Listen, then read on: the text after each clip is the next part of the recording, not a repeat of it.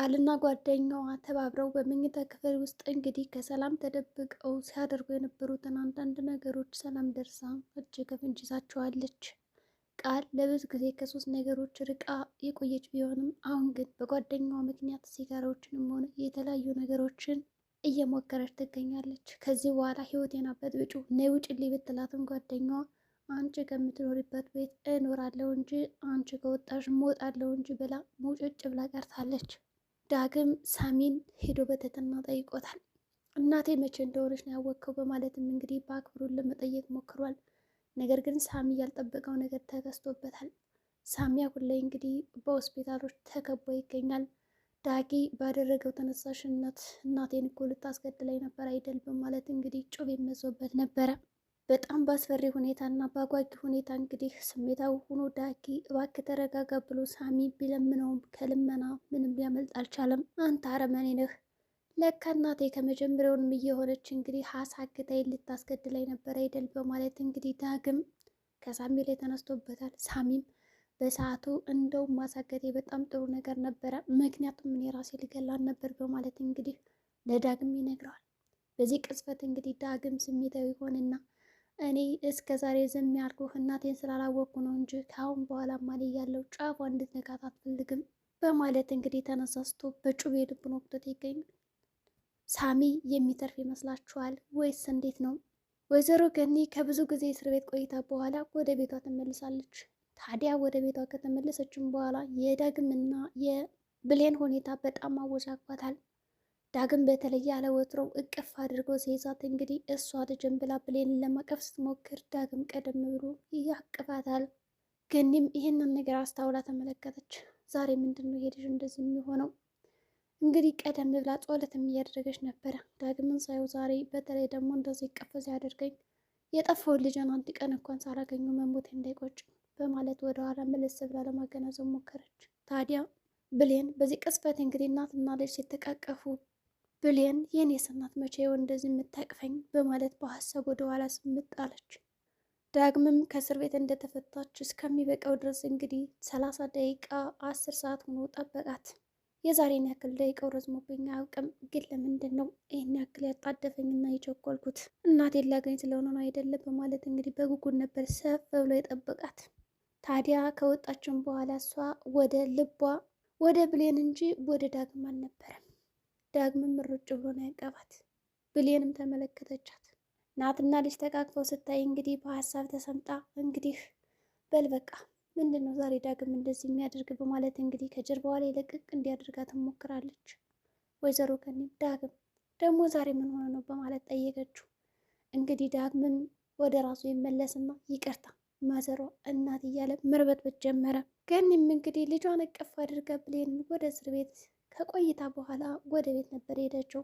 ዳግም ይህን የቆመውን በሆነ አዘራ። አዎ እኔ ልጅ ስሆን አንቺ ደግሞ አታውቂኝም። እኔ የሚያወቁት በትንሽ ቀናቶች ነው። ግን ደግሞ አንድ ቀን እውነቱን ስታውቂ ልክ እንደዚህ እንደ ብሌን እቅፍ አድርገሽ ትሄጃለሽ። እስከዛ ምንም አማራጭ የለኝም፣ ዝም ብዬ ነው የማይሽ በማለት መንገዱን ቆም ብሎ እያየና እየተመለከተ ማልቀሱን ጀመረ። ማንም ሰው ወደ ኋላ ዞር ብሎ የሚመለከተውም አልነበር።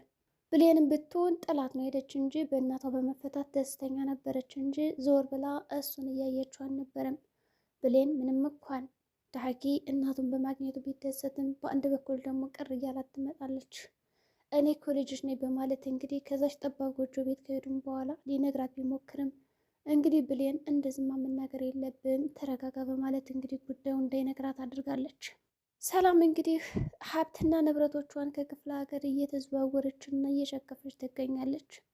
ታዲያ በዚህ ቅጽበት እንግዲህ አጀሪት ቃል ጠይቃትም ነበረ። የምልሽ እናቴ ሰሞኑን ወደዛ ወጣ ወጣ ማለት አብዝተሻል፣ ታዲያ ምንድን ነው ነገሩ ብላም ጠይቀቻት። በዚህ ቅጽበት እንግዲህ ቁርስም እየበሉ ነበረ እና ያቺ የቃል ጓደኛ የምትባለው እንግዲህ አበላሏ በጣም ይዘጋ ነበር እና ሰላም ምግብ ለመብላት አልቻለችም። በሉ ብሉ ብላቸው እንግዲህ ለመነሳት ሞከረች። ከዛ ቀደም ብላ ግን ብሌን ነበረች እና ምግቡን የምታቀራርብላቸው። ቃል ሰራተኛ እኮ ከኪችን ነው የሚበላው በማለት እንግዲህ ሞራሏን የሚናገር ወይም ደግሞ የሚነካ ቃል ተናገረች። ሰላም ይህን ተመልከታ እኔ የምልሽ ሁለተኛ እንደዚህ አይነት ነገር እንዳትነግሪያት፣ እሷ ማለት ልክ እንደ ልጅ ናት በማለት እንግዲህ ጠብቅና ቆመችላት። ቃልም እንግዲህ ስራዋ ስለሚታወቃት ጸባይን ማስተካከል አለብኝ፣ ማስመሰሌማ በጥንቃቄ ነው መሆን ያለበት በማለት ወደ ራሷ መለስ ብላ ይቅርታ ማም፣ ያው እኔ እኮ እሷ ሁል ጊዜ ከኪችን መብላት ስለምትወድ ምናልባትም እዛ ጋር መብላት ፈልጋ እንደሆን ብዬ ነው አለቻት። እሱስ ልክ ነሽ፣ እኔ ተቀመጭ ተብላም እንግዲህ እንደምንም ተደርጋ ተጎታ ተቀመጠች። ታዲያ ከተቀመጠችም በኋላ ቃል የጠየቀቻት ጥያቄ ነበረ። አዎ ሰሞኑን ከቤት ወጣ ወጣ የምለው አንዳንድ ኬሶችን ለማስጨረስ ነው። በመጀመሪያ ደረጃ ሀብትና ንብረቶችን እንግዲህ በስሜ ለማዞር እየሞከርኩ ነው። ከዛ ውስጥም እንግዲህ አንቺን ብቸኛ ወራሽ ለማድረግ እየተመላለስኩ እገኛለሁ በማለት እንግዲህ ደስታውን ነገረቻት። በዚህ ቅጽበት ብሌን ድንግጥ ትላለች። ይቺ ቃል የምትባል አስመሳይ የሆነች ልጅ ጭራሽ ደግሞ ልጇ ናት ወይም እናቷንን ብላ ከዚህ ቤት መኖሯ ሳያንሳት ሀብትና ንብረቷ ደግሞ አሁን በስሟ ሊዞርላት ነው አይደለ ብላ እንዳትናገር ችግር ሆኖባት እንግዲህ ጉዳዩን ዝም ብላ ይዘዋለች። ወዲያውኑ ከሱፍራው ላይ ነበር ምንጥቅ ብላ የሚወጣችው። ሰላም ይህ ሁኔታ ግራ አጋብታት ይች ልጅ መሆኗ ነው ደግሞ እንደዚህ የተነሳችው በማለት ጠየቀቻት። ቃልም አይ በቃ ዝም ብላ ነው የሚሆን ደብሯት ነው። በእውነት ማሚ በጣም ነው ደስ ያለኝ። እንግዲህ በህጋዊም በስጋም ሆነ በወረቀት በህግም ሆነ በምንም እናትና ልጅ መሆናችን ሊረጋገጥ ነው አይደለም? ዋው በጣም ደስ ይላል። በተለይ ደግሞ በፍርድ ቤት እንግዲህ ይህ ነገር ከተረጋገጠልኝማ ሀብትና ንብረቷን ለመውረስ የኔን የሚሆንብኝ የማንም ሰው እርዳታ አያስፈልገኝም፣ ሳሚና በኃይሉ ቢሆኑም አያስፈልጉኝም በማለት በሀሳብ እንዲሁም በምኞት ጭልጥ አለች ቃል። ታዲያ በዚህ መሀል እንግዲህ ስትጨናነቅ የነበረው ነገር ቀለል ብሎላታል። ያቺ ጓደኛዋ ከዛ ቤት ከመጣችም በኋላ ይህንን ሲጋራና የተለያዩ ነገሮችን ማጨስ ከጀመረች በኋላ እባክሽ ይህንን ነገር ተይ፣ ቢያንስ እንኳን እሷ ፊት ስነስርዓት ያለው ሰው ሁኝ፣ አበላልሽ ሁላ ይስተካከል፣ ለማስመሰል ሞክሪ ቢያንስ እንደኔ በማለት እንግዲህ ጓደኛዋን መከረቻት። ጓደኛዋም ልክ እንዳንቺ ማለት ነው፣ እሺ ሞክራለሁ፣ ለማንኛውም እኔ እንደነገርኩሽ ነው በቀላሉ የምትገላገኝ ሰው አይደለውም በማለት እንግዲህ ዝም አለቻት። ቃል እንግዲህ ከዛ ቤት ብቻዋን ነው መኖር የምትፈልገው፣ ማንም ሰው እንዲጋራት አትፈልግም። አጭሪት ደግሞ ጓደኛዋ አንቺ ያለሽ ነገር በሙሉ የእኔም ሊኖረኝ ይገባል፣ የምበው የምጠጭው አጠቃላይ የምትኖርበት ቤት ሁሉ አብሬሽ ነው እንጂ ልኖር የሚገባ እኔ ከዚህ ቤት በጭራሽ ንቅንቅ አልልም በማለት ነገረቻት። እንግዲህ ቃል ተናደደች። በቃ ተገላገልኩሽ ብዬ ነበረ ከዛ ጎዳና ላይ ጥዬሽ ስመጣ፣ ግን ምን ያደርጋል አንቺ እየተከታተልሽ ይኸው መቀመጫና መቆሚያ ሳጣሽኝ እኮ፣ ጭራሽ ብለሽ ደግሞ የምኖርበት ቤት ካልኖርኩ አልሽ፣ እባክሽ እዚህ ቤት አትምጭ ብላ ብትማጸናት፣ አጭሪት ግን በጭራሽ አለቻት። ቃል እንግዲህ ከእግሯ ስር ወድቃ ሁሉ ነበር የለመነቻት ጓደኛው ወደዛ ቤት እንዳትገባና ሰላም እንዳታያት። አጋጣሚ የሆነና እንግዲህ እንደምንም በድብቅ ካስገባቻት በኋላ ጭራሽ ደግሞ ያንን ሲጋራውን ስታጠጣ ነው እንግዲህ ያገኘቻት። በዚህ ቅጽበት ቃልም ደነገጠች። ዛሬማ በቃ አለቀልኝ፣ ከዚህ ቤት የመጨረሻዬን የሚሆን አለች። በኃይሉም እንደሚፈታ ለሳሚ ነገረችው። ሳሚም ደነገጠ። ይሄ ነገር እንደሚሆን አውቄው ነበረ። ታዲያ ዳግምና ብሌን እንዴት ናቸው?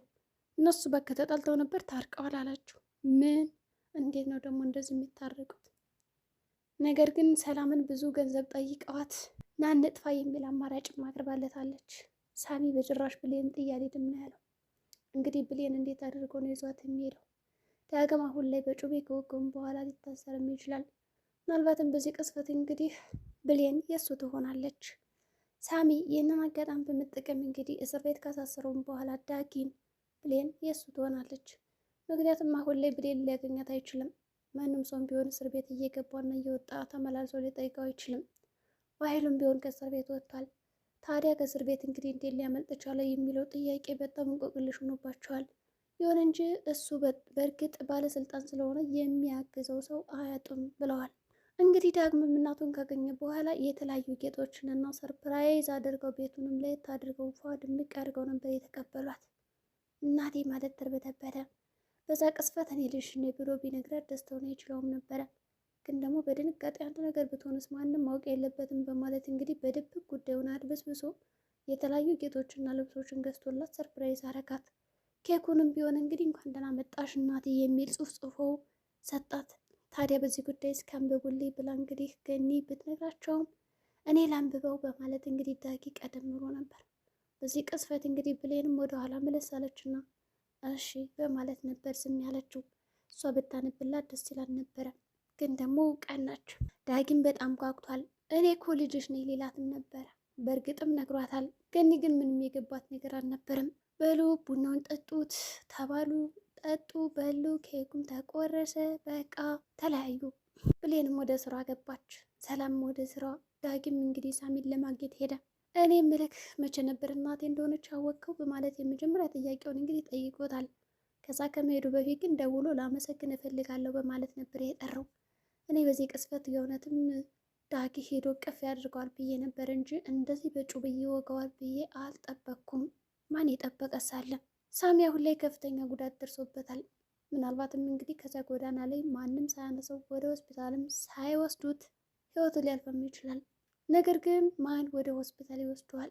ማንስ ሊደርስለት ይችላል? ለሳሚ ዳኬስ አሁን በጩቤ ከወገው በኋላ ወዴት ነው መሄድ ያለበት? በእርግጠኝነት ፍርሃቱ እያንቀጠቀጠው መንገድ ላይ እንደሚያጋልጠው ግልጽ ነው። ብሌንም ይሄን ነገር ከሰማች በኋላ አንተ ወንጀለኛ አይደለም፣ ካሁን በኋላ እናንተ ባንድ አንሆንም ብላ እንደምትለያየውም ያመላክታል። በእርግጥም ቃል ትደርስለት ይሆናል።